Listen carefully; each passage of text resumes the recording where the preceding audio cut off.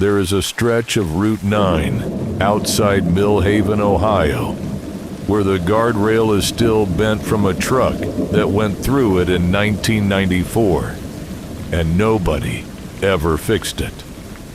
That bent piece of metal is the last thing I remember looking at before I told a police officer a story that wasn't quite a lie, but wasn't the whole truth either.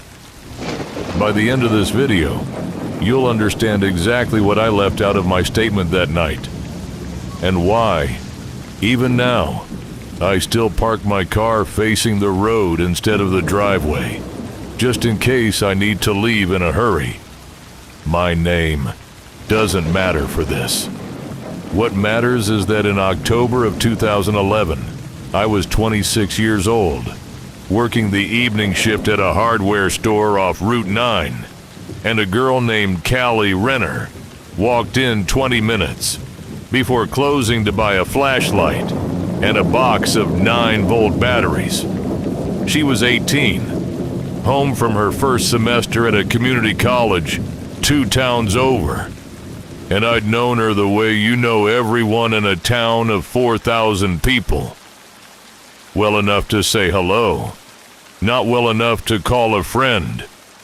She paid in cash, made a joke about the store's ancient radio playing the same 3 country songs on loop, and walked out into the parking lot at 8:47 p.m.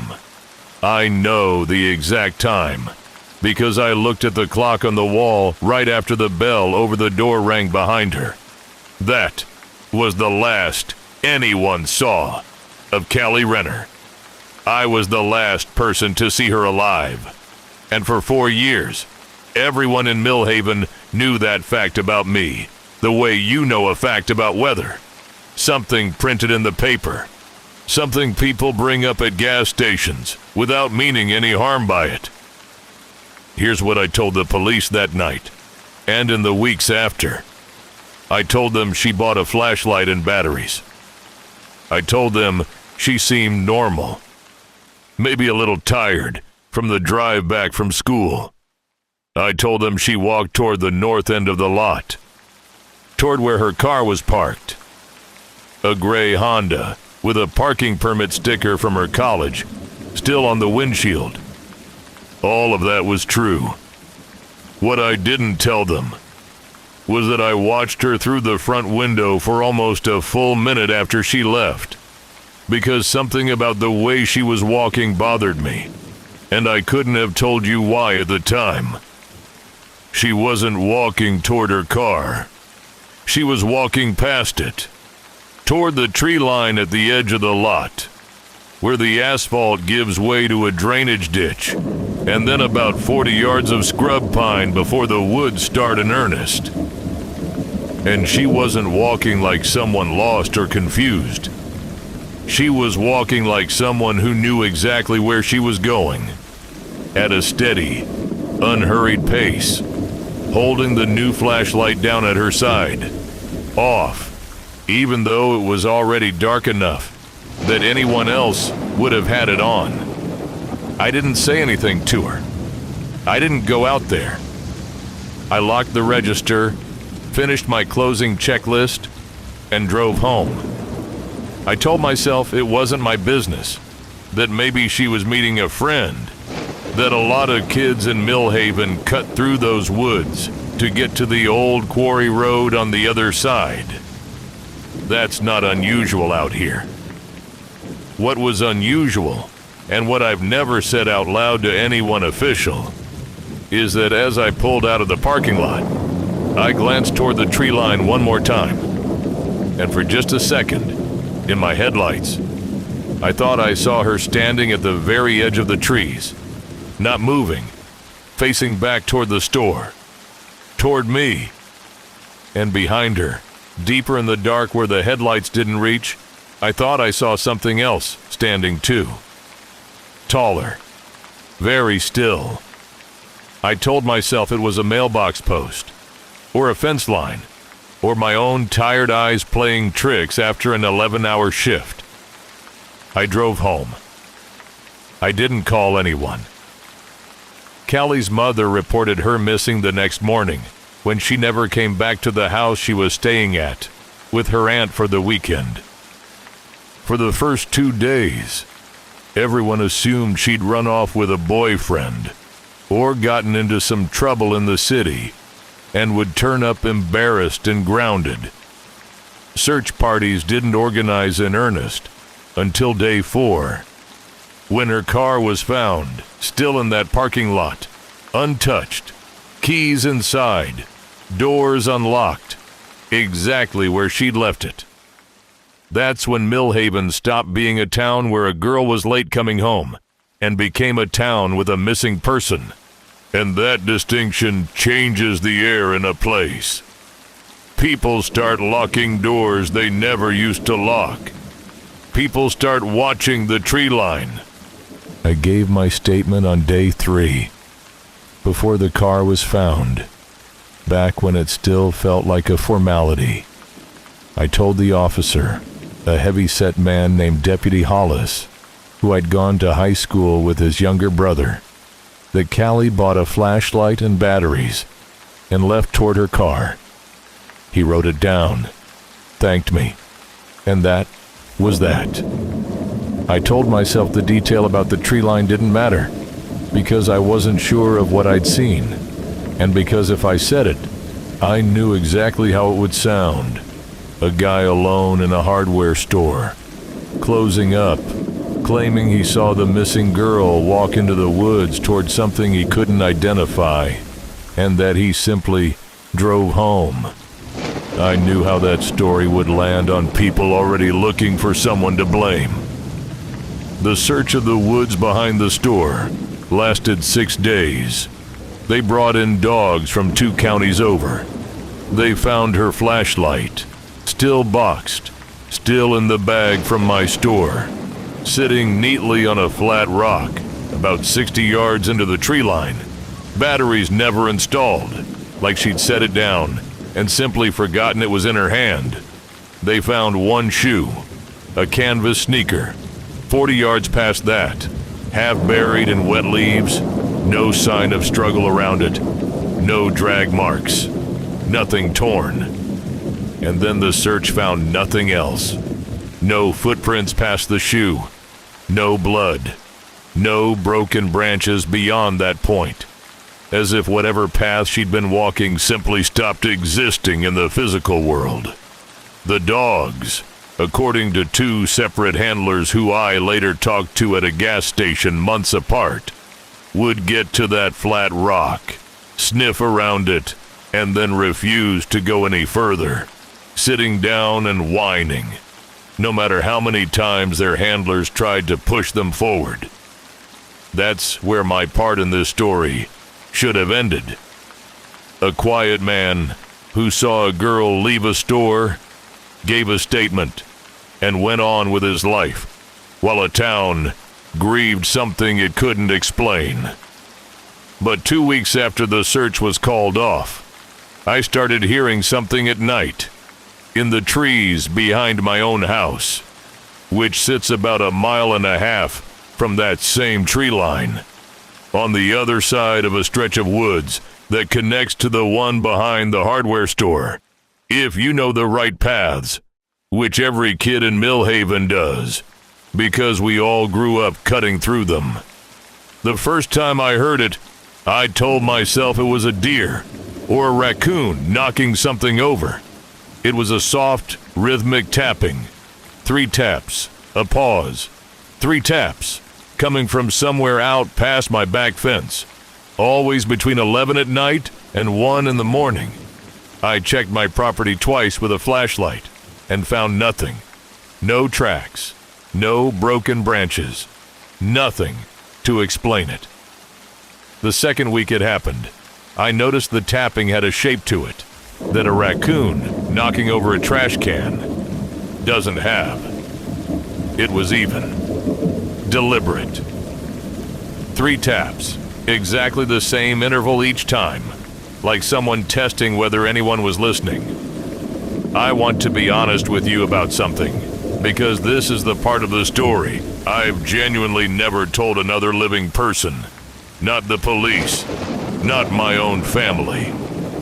On the 9th night I heard it, I did something I still can't fully explain, even to myself.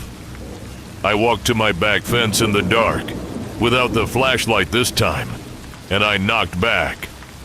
3 taps on the wooden post, evenly spaced, the same rhythm I'd been hearing. There was a long silence after that, long enough that I started to feel foolish, standing out there in the cold in my socks. And then, from somewhere much closer than before, close enough that I could hear the specific texture of it against wet bark rather than distant wood, 3 taps answered mine. And underneath it, so quiet, I told myself for a long time that I'd imagined it. I heard what sounded like a girl's voice, saying a single word, so soft it barely disturbed the air. My name. I went inside, locked every door in my house, and did not sleep until it was light out. I told myself the next morning, in the calm, reasonable daylight, the way you do, that I'd been half asleep. That grief and stress over the whole town's missing girl had gotten into my head. That sound carries strangely through those woods at night. And I'd misheard a bird, or the wind moving through a gap in the fence boards. I've repeated that explanation to myself more times over the years than I could count. And some nights, I even believe it. Callie Renner's case stayed open for 4 years. No body was ever found. No suspect was ever formally named, though I know for a fact that for at least the first 18 months, I was quietly considered one. Which is a strange thing to live with in a town small enough that everyone knows everyone's business, but nobody says it to your face. I kept working at the hardware store. I kept living in that house, near the woods. And roughly twice a year, always in October, always on nights that got unusually cold early, I heard the tapping again. 3 taps, a pause. 3 taps. I never answered it again. I told myself that not answering was the smarter choice, though I couldn't have told you what exactly I thought would happen if I did.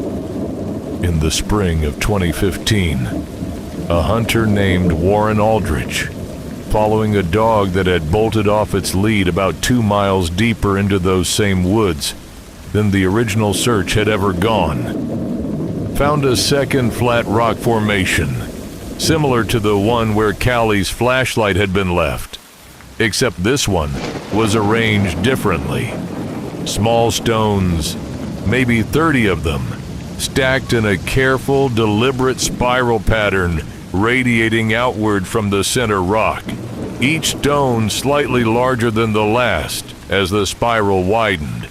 It looked less like something nature had done and more like something built, patiently, by someone with a great deal of time and a very specific intention. At the center of the spiral, resting on the flat rock, they found a single canvas sneaker, matching in size and style, the one shoe recovered from the original search 4 years earlier. It had been sitting out in the open through 4 winters of Ohio weather, and according to the forensic team that examined it, it showed almost no weathering at all, as if it had been placed there recently, not years before. That discovery reopened the case, brought back the state investigators, brought back the dogs, and brought back 4 days of intense searching that found absolutely nothing else. No remains, no further evidence, just that spiral of stones sitting quietly in the woods, as if it had been waiting a long time for someone to notice it, and had chosen, deliberately, when to be found. I never told any of the investigators about the tapping at my back fence, or the voice I heard say my name that October night, or the fact that the location of that spiral when I later looked at a map of the property lines, sat almost exactly on a straight line between the flat rock where the flashlight was found and my own back fence line, 1.5 miles away. I told myself that connection was a coincidence, the kind of thing your mind builds out of fear and guilt after being the last person to see someone. But I've walked that line on a map more times than I'd like to admit, with a ruler, checking the math, and it never comes out as anything other than exact. Callie Renner's case is still officially unsolved. Her mother moved away from Millhaven in 2018, unable to keep living across town from the hardware store. And I understood that completely, because some places absorb an event so deeply that you can feel it every time you drive past, whether you want to or not. I still work in this town. I still drive past that bent guardrail on Route 9 most days. And every October, on the coldest night of the month, I still hear 3 taps against the wood somewhere out past my fence. Patient, unhurried, waiting to see if this is finally the year I answer. I've thought a great deal over these 15 years about what it means to be the last person to see someone, and about the particular weight of a detail you choose not to say out loud. Not because it would change the outcome, but because saying it makes it real in a way. Silence doesn't. I don't think I could have saved Callie Renner that night. I don't think anything I said to Deputy Hollis would have changed where that path in the woods led her, or what, if anything, was waiting at the end of it. But I think about the fact that grief and fear ask us to be honest, and that sometimes we protect ourselves instead, and call it protecting the truth. What I've come to believe, watching this town carry an unanswered question for over a decade, is that some doors don't stay open because we're brave enough to walk through them.